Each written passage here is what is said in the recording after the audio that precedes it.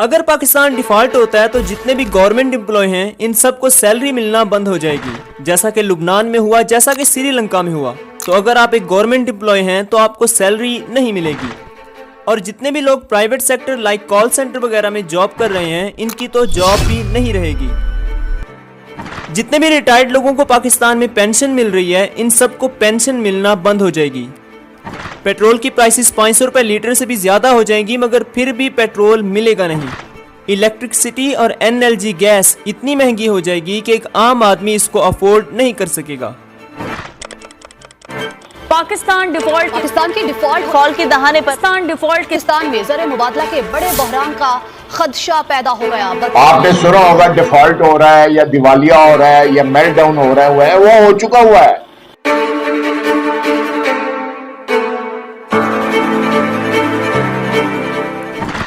अगर पाकिस्तान डिफॉल्ट हो गया तो उस सूरत में क्या होगा? कुछ चीजें होंगी जो बिल्कुल हो जाएंगी, और इनसे बचाव के क्या तरीके हैं जो एक आम पाकिस्तानी कर सकता है। पहला काम तो ये होगा कि यूएस डॉलर 400 से ऊपर चला जाएगा। अभी एक्सचेंज रेट 284 का है, बहुत आराम से ये 400 से भी ऊपर चला जाएगा। दूसरा काम ये होगा कि पेट्रोल की प्राइसेस 500 रुपए लीटर से भी ज्यादा ऊपर चली जाएंगी। अभी पाकिस्तान में पेट्रोल 284 का है, बहुत आराम से ये 500 रुपए लीटर पे चला जाएगा और उसके बाद भी पेट्रोल मिलेगा नहीं, क्योंकि पहले 2-3 महीने तो लोगों को समझ ही नहीं आएगा कि पेट्रोल आएगा कहां से, और जो अवेलेबल होगा वो इतना एक्सपेंसिव होगा कि एक आम आदमी इसको अफोर्ड नहीं कर सकेगा। तीसरा काम ये होगा कि अगर पाकिस्तान डिफॉल्ट होता है तो जितने भी गवर्नमेंट एम्प्लॉय हैं इन सबको सैलरी मिलना बंद हो जाएगी, जैसा कि लुबनान में हुआ, जैसा कि श्रीलंका में हुआ। तो अगर आप एक गवर्नमेंट एम्प्लॉय हैं तो आपको सैलरी नहीं मिलेगी। 3-4 महीने में एक सैलरी आ जाएगी, 10 दिन की आ जाएगी, 12 दिन की आ जाएगी, लेकिन जो जनरली महीना खत्म होने से पहले आपको सैलरी मिल जाती है, इस बात को भूल जाइए। जितने भी रिटायर्ड लोगों को पाकिस्तान में पेंशन मिल रही है इन सबको पेंशन मिलना बंद हो जाएगी, क्योंकि जब गवर्नमेंट के पास पैसे ही नहीं होंगे तो वो कहां से देंगे। जो गवर्नमेंट की सेविंग स्कीम्स हैं जैसे कि कौमी बचत, रोशन डिजिटल अकाउंट, जो भी गवर्नमेंट की सेविंग्स अकाउंट खुले हुए हैं इनके ऊपर प्रॉफिट मिलना बंद हो जाएगा। वो प्रॉफिट डिफॉल्ट हो जाएगा और बाद में जब गवर्नमेंट के पास पैसे होंगे तब दे देंगे। लेकिन जो आपको मंथली प्रॉफिट मिलता है, क्वार्टरली प्रॉफिट मिलता है, वो नहीं मिलेगा। मेडिसिन की शॉर्टेज हो जाएगी, खाने पीने की शॉर्टेज हो जाएगी, और हर वो चीज जो पाकिस्तान बाहर से इम्पोर्ट करता है उसकी शॉर्टेज हो जाएगी। पेट फूड पाकिस्तान में नहीं होता, वो मिलना बंद हो जाएगा। चॉकलेट्स मिलना बंद हो जाएंगी, टॉफियां मिलना बंद हो जाएंगी, और हर वो चीज जो पाकिस्तान बाहर से इम्पोर्ट करता है वो मिलना बंद हो जाएगा। और जो मुल्क के अंदर भी होगा उसके रेट्स इतने ज्यादा हो जाएंगे कि एक आम आदमी की कुव्वत खरीद से बाहर हो जाएंगी। तो आपके पास गैस नहीं होगा, आपके पास इलेक्ट्रिसिटी नहीं होगी, आपके पास पेट्रोल नहीं होगा, आपके पास फूड नहीं होगा, आपके पास इम्पोर्टेड आइटम्स नहीं होंगे, और आपके पास जो लाइफ सेविंग ड्रग्स हैं उसकी भी किल्लत हो जाएगी। और इन सब के बाद होगा क्या? मॉनेटरी डिस्ट्रीब्यूशन हो जाएगी। अगर आपके पर्सनल अकाउंट में पैसे हैं, नो मैटर कि आपके पास करोड़ रुपए हैं, अरब रुपए हैं या कुछ लाख रुपए पड़े हुए हैं, कोई रिस्ट्रिक्शन होगी। मिसाल के तौर पर आप हफ्ते की 30,000 से ज्यादा नहीं निकाल सकते। श्रीलंका में रिस्ट्रिक्शन लगी हुई है, आप अरबपति भी हैं लेकिन आप $300 पर वीक से ज्यादा नहीं निकाल सकते। तो इसके इक्विवेलेंस 30-40 हजार रुपए जो भी होंगे वो पर हफ्ते की आपकी लिमिट होगी, इससे ज्यादा आप नहीं निकाल सकते।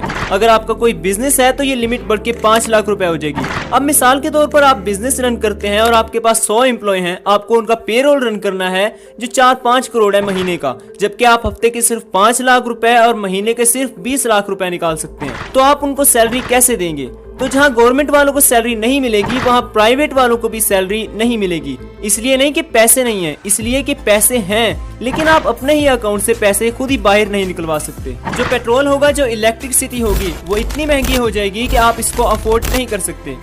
श्रीलंका में इलेक्ट्रिसिटी अवेलेबल है, लेकिन जो कमर्शियल रेट है वो आम डोमेस्टिक रेट के मुकाबले में 15% ज्यादा हो गया है।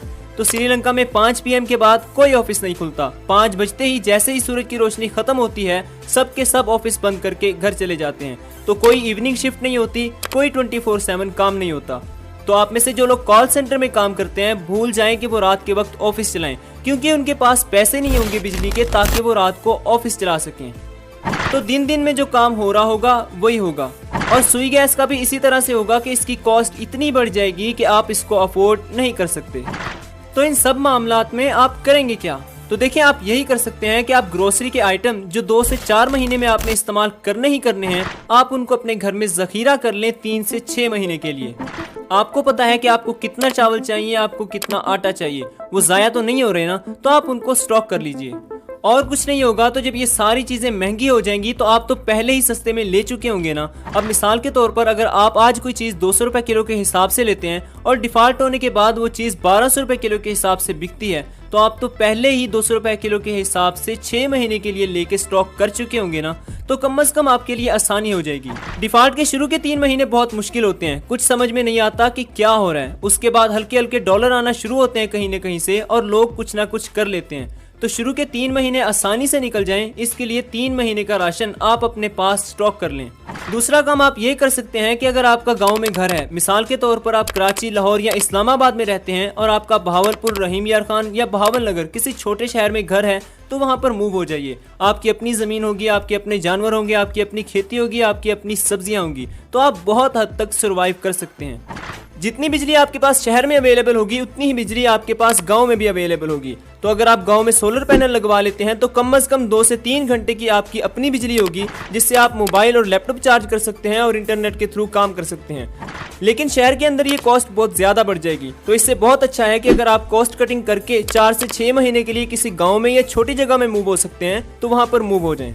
हुकूमत फौरन डिफॉल्ट से बचने के लिए ये कर सकती है कि वो रेमिटेंस के ऊपर कोई ना कोई छूट दे दे। मिसाल के तौर पर अगर आप बांग्लादेश में कोई रेमिटेंस दें तो आप बांग्ला कैश में या उनकी गवर्नमेंट की ऐप के थ्रू देते हैं तो बांग्लादेश की गवर्नमेंट इसको 2.5% बढ़ा देती है। मिसाल के तौर पर अगर आप बांग्लादेश में किसी को 1 लाख रुपए भेजें तो बांग्लादेश की गवर्नमेंट हर 20,000 के ऊपर 500 रुपए बढ़ा देती है। इस तरह टोटल उस आदमी को 1,02,500 रुपए मिल जाएंगे, तो इस तरह उसको 2,500 रुपए ज्यादा मिल जाएंगे। तो ये बहुत फायदा है। आप 2,500 के हिसाब से 10 लाख भेजें, 20 लाख भेजें, कोई लिमिट नहीं होनी चाहिए ट्रांजैक्शन की, मनी की। आप जो पैसे भेजेंगे गवर्नमेंट उसको 2,500 के हिसाब से बढ़ा के आगे दे देगी। तो इस तरह बहुत से लोग अपने प्यारों को पैसे भेजना शुरू कर देंगे। इसी तरह श्रीलंका ने निकाला हुआ है, लेकिन वो हर 20,000 के ऊपर 1,000 रुपए देती है। मिसाल के तौर पर अगर मैं श्रीलंका में किसी को 1 लाख रुपए भेजता हूँ तो श्रीलंका की गवर्नमेंट हर 20,000 के ऊपर 1,000 रुपए बढ़ा देती है और टोटल 1,05,000 रुपए बढ़ा के उस आदमी के अकाउंट में डिपॉजिट कर देती है। इसी तरह गवर्नमेंट कर सकती है कि एक्सपेक्ट पाकिस्तानीज को कहें कि पैसा वापस पाकिस्तान में भेजें और आप लोगों को ज्यादा होके मिल जाएगा, क्योंकि रुपए की वैल्यू डेप्रिसिएशन इतनी ज्यादा हो गई है कि 40-50% साल से ऊपर हो रही है। डॉलर एक साल के अंदर 170 से 290 को टच कर चुका है, पेट्रोल 180 से 300 को टच कर चुका है, जो कि डिफॉल्ट के बाद 500 से भी ज्यादा हो जाएगा। तो कौन बंदा है जो पाकिस्तानी बैंक्स में पैसे रखेगा? तो आपको उन लोगों को इंसेंटिव करना होगा ताकि मुल्क के अंदर डॉलर आए और इससे मुल्क का कोई निजाम चल सके। तो पहले आप ये कर सकते हैं कि आप अपने घर के अंदर जखीरा अंदोजी कर लें, जिससे आपके 5 से 6 महीने आसानी से गुजर जाएं। अगर सोलर पैनल नहीं है तो सोलर पैनल लगवा लीजिए। किसी छोटे शहर में मूव हो सकते हैं तो वहां पर मूव हो जाइए। वो मेडिसिन जो आपके लिए जरूरी हैं, आपको डायबिटीज है, आपको ब्लड प्रेशर है, आपको इंसुलिन चाहिए, जिसके बगैर आपकी जिंदगी का गुजारा नामुमकिन है, वो कम से कम 3 से 6 महीने के लिए स्टॉक कर लीजिए। इससे तकलीफ तो सबको होगी, लेकिन सबकी निस्बत आपका वक्त कम तकलीफ में गुजर जाएगा।